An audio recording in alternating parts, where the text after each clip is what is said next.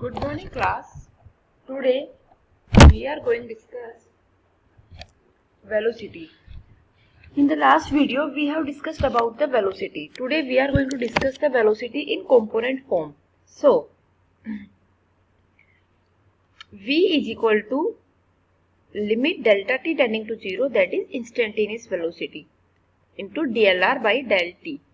When you will take del r is equal to del x I cap plus del y j cap, then it will becomes limit delta t tending to 0 del x upon del t into I cap plus del y upon del t into j cap.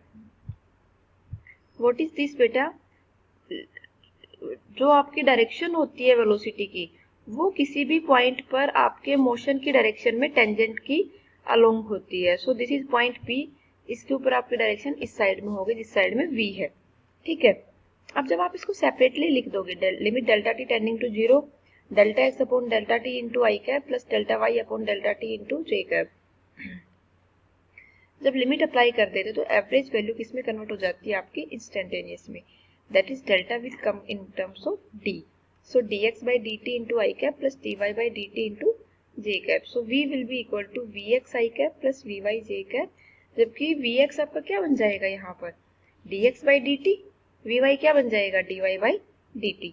अगर आप v का क्या निकालोगे, magnitude निकालोगे, तो क्या बन जाएगा vx square plus vy square. Direction of velocity v कैसे निकालते हैं बेटा, tan inverse beta by alpha. तो क्या बोलोगे यहाँ पर tan inverse vy upon vx. This is the angle theta. ठीक है बेटा, this is the velocity in component form. Next आता है आपका एक्सेलरेशन. एक्सेलरेशन क्या होता है, जैसे हमने वेलोसिटी की बात करी है वैसे ही हमारा एक्सेलरेशन, फिर एक्सेलरेशन के कंपोनेंट फॉर्म, दोनों चीजें चेक करेंगे. एवरेज एक्सेलरेशन क्या होता है बेटा, change in velocity upon change in time, that is delta v upon delta t. That is v की वैल्यू क्या रख दोगे vx I cap plus vy j cap. अभी निकाला हमने, तो आप क्या बोलोगे इससे आगे, delta vx upon delta t into आई cap plus delta vy upon delta t into जे cap. Delta vx upon delta t क्या बन जाएगा ax, ये क्या बन जाएगा ay. तो क्या बन गया बेटा ax I cap plus ay j cap. जब हम इसकी लिमिटिंग वैल्यू ले लेंगे तो limit delta t tending to 0 लगा देंगे. जब लिमिटिंग वैल्यू लेंगे तो ये इंस्टेंटेनियस वेलोसिटी और इंस्टेंटेनियस एक्सेलरेशन में बात करते हैं हम. तो फिर ये क्या आ जाएगा बच्चे, a will be equal to limit delta t tending to 0 delta v upon delta t, that is dv upon dt. And dv upon dt is the simple form of acceleration, that is a. In one dimension velocity और acceleration are in the same direction, but 2D और 3D में ये चीजें change हो सकती हैं.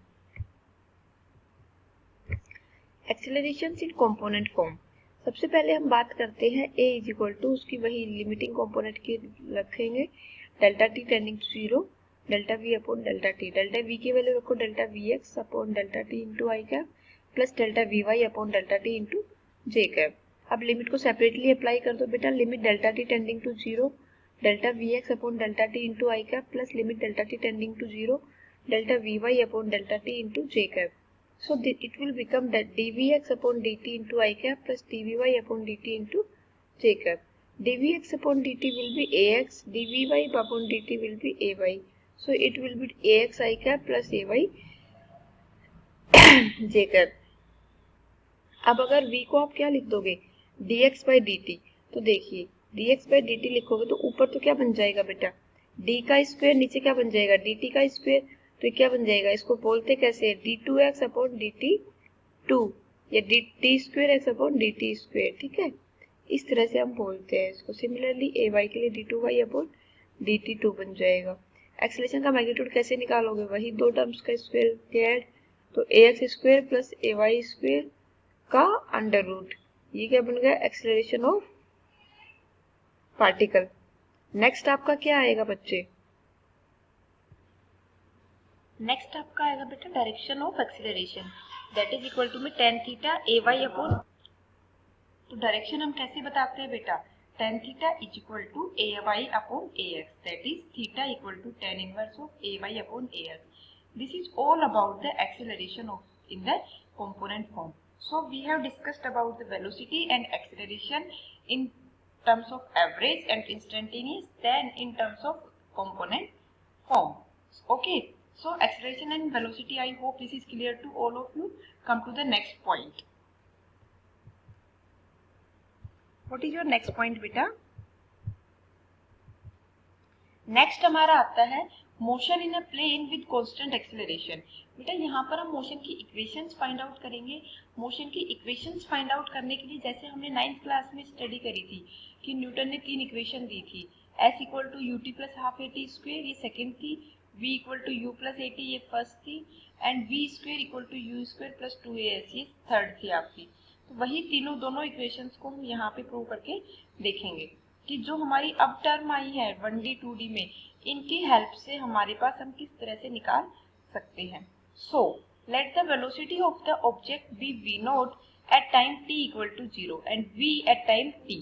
Then acceleration क्या हो जाएगा बेटा, change in velocity upon change in time. तो वेलोसिटी कितनी हो गई, v हो गई कितने से, v नोट से। चेंज इन वेलोसिटी कितनी हो गई, v minus v naught upon t minus 0, that is v minus v naught upon t। When you will cross multiply it, then it will become v minus v naught equal to 80. When you will transfer, then it will become v equal to v naught plus 80.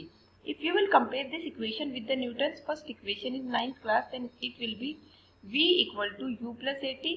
U was the initial velocity, here v naught is the initial velocity. Baki all the things are equal. In terms of component, it will become vx is equal to v naught x plus ax into t, because v is a scalar quantity and all the v naught and a are the vector quantity, and vector we know vector has its resolving components. So we will resolve all the components in terms of vector and scalar will be as it is. So v का x component vx, v naught का x component v naught x और a का x component ax। Similarly y component हम लिख देंगे vy is equal to v naught y plus ay into t। अब अगर हम डिस्प्लेसमेंट वेक्टर की बात करते हैं, बिकॉज हमें सेकंड इक्वेशन में निकालना है s equal to U T plus half A T square. तो s हमारा यहाँ पर क्या था बेटा, डिस्टेंस था, या वेक्टर फॉर्म में हम बोलेंगे डिस्प्लेसमेंट था। तो उसके लिए हमें पोजीशन वेक्टर की बात करेंगे। तो हम t इक्वल टू 0 पे पोजीशन वेक्टर लेके चलते हैं r नोट, और t इक्वल टू t पे लेके चलते हैं r। So it will become that r minus r naught will be equal to v plus v naught upon 2 into t। यहाँ पर v की वैल्यू क्या रख दोगे, v note plus A T plus v note तो as it is आ ही जाएगा upon 2। तो v note होगा ट्वाइस, तो ये 2 से 2 कैंसिल आउट हो जाएगा, क्या बचेगा 1/2 a T square. So r minus r naught will be equal to v naught t plus half of a T square. So it will become r equal to r naught plus v naught t plus half of a T square. Component form में वही लिख दोगे बेटा, r के component क्या होते हैं, x i cap plus y j cap. R naught के कंपोनेंट क्या होते हैं, x naught i cap plus y naught j cap, और वी के कंपोनेंट क्या होते हैं, v naught x plus v naught y. ठीक है, सिमिलरली हम सारी चीजें लिख देंगे तो ये आ जाएगा आपका x is equal to x naught plus v naught x into t plus half of a x into t square. Y component आ जाएगा y naught plus v naught y into t plus half of a y into t square. This is the equation of motion in component form. ठीक है बेटा, सो ये हमने study करी। इससे next topic आपका आता है, I hope this topic is clear to you. Next topic आपका आता है बेटा relative velocity. So relative velocity आपका क्या होता है बेटा, रिलेटिव वेलोसिटी के लिए हमारे पास दो ऑब्जेक्ट के लेके चलते हैं। लाइक आप दो बच्चे स्कूल जा रहे हो, एक बच्चा आगे है एक बच्चा पीछे है। पीछे वाले बच्चे को आगे वाले बच्चे के पास में जाने के लिए क्या करना पड़ेगा, अपनी स्पीड फास्ट करनी पड़ेगी। तो सबसे पहले हम ये चेक करते हैं कि उस बच्चे को कितनी स्पीड बढ़ानी पड़ेगी। तो उसको बढ़ाने के लिए हमें उन दोनों की रिलेटिव वेलोसिटी फाइंड आउट करनी होती है। तो रिलेटिव वेलोसिटी क्या होती है बेटा, velocity of an object is measured with respect to an object which is at rest or in motion. एक ऑब्जेक्ट की वेलोसिटी दूसरे ऑब्जेक्ट के रेस्पेक्ट में, जो कि रेस्ट में भी हो सकता है और मोशन में भी हो सकता है। तो हम ऐसे ऑब्जेक्ट की वेलोसिटी निकालते हैं, तो जो वेलोसिटी आएगी वो वेलोसिटी आपकी कहलाएगी relative velocity. Let us consider कि हमने यहाँ पर दो ऑब्जेक्ट्स लिए हैं। लेट अस कंसीडर बेटा हमने यहाँ पर दो ऑब्जेक्ट लिए हैं, ए और बी। दोनों की वेलोसिटीज क्या हो जाएंगी हमारे पास, ये एक की v है दूसरे की vb है। तो सबसे पहले हमें जैसे निकालना है, लेट अस सपोज कि पहला ऑब्जेक्ट जा रहा है 50 की स्पीड से, दूसरा जा रहा है 25 की स्पीड से। दोनों के बीच का डिफरेंस कितना आ गया, दूसरे वाले को कितना तेज बढ़ाना पड़ेगा, एटलीस्ट 25 तो उसमें उसको अपनी स्पीड में इंक्रीज करना ही पड़ेगा, सो दैट कि वो पहले वाले ऑब्जेक्ट के पास जा पाए। तो हमें उसको क्या देखना पड़ेगा, 50 माइनस ऑफ 25, दैट इज की पहले की स्पीड माइनस ऑफ दूसरे की। तो हमें क्या करना पड़ेगा, सबसे पहले बेटा हमें दूसरे वाले ऑब्जेक्ट की वेलोसिटी का नेगेटिव वेक्टर निकालना पड़ेगा। तो ये हमने निकाला माइनस वी। अब इस वेक्टर को हम ऐड कर देते हैं ए ट्रायंगल लॉ के अकॉर्डिंग, तो हेड टू टेल ये ऐड होगा। तो ए के हेड के पास ले जाके हम माइनस वी को ऐड कर देते हैं। अब जो इसका रिजल्टेंट आएगा तो वो ट्रायंगल की थर्ड साइड होगी और this will be given as the triangle's law. वो क्या हो जाएगा, v a minus v B.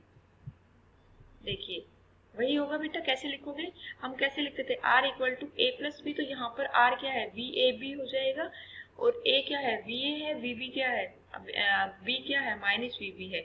When you will write v a plus of minus v b, then it will be multiplied, then it will become what, minus.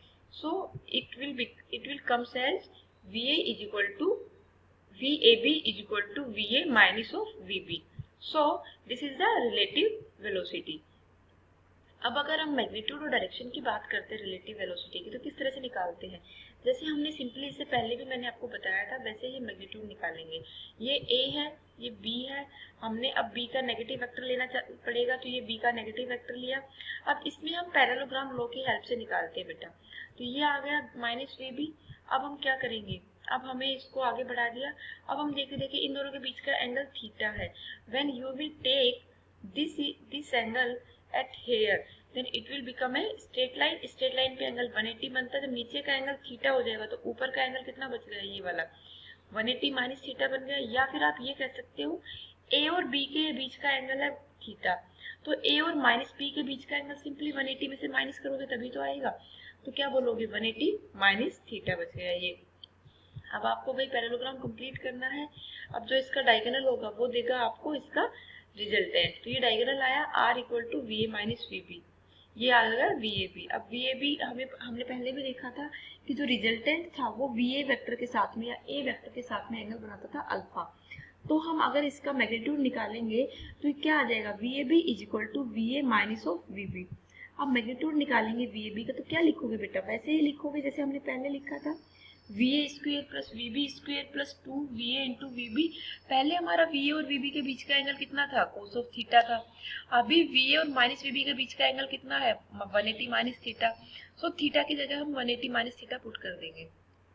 So it will come out v a b is equal to v a square plus v b square plus 2 v a v b into cos of 180 minus theta. Next आपका आएगा जब ये कोस of 180 minus theta, ये कितना हो जाता है बेटा, cos of theta with negative sign. Second quadrant में है तो सेकंड क्वाड्रेंट में कोस नेगेटिव हो जाता है।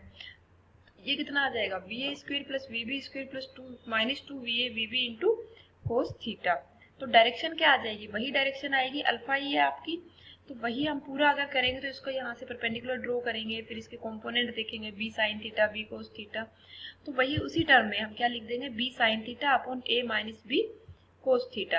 This will be the direction. The two objects are moving along the same straight line, तो उनके बीच का एंगल कितना हो जाएगा, तो VA और VB या तो सेम डायरेक्शन में होंगे या फिर बिल्कुल ही एंटी पैरेलल हो जाएंगे। तो दोनों के बीच में एंगल क्या आ जाएगा बेटा, 180 का आ जाएगा। तो VB कितना हो जाएगा, प्लस हो जाएगा। This is all about the relative velocity. Okay beta, in tomorrow's video we will discuss projectile motion. So I hope this video is clear to you. If there is any doubt you can ask to me. Thank you beta, God bless you.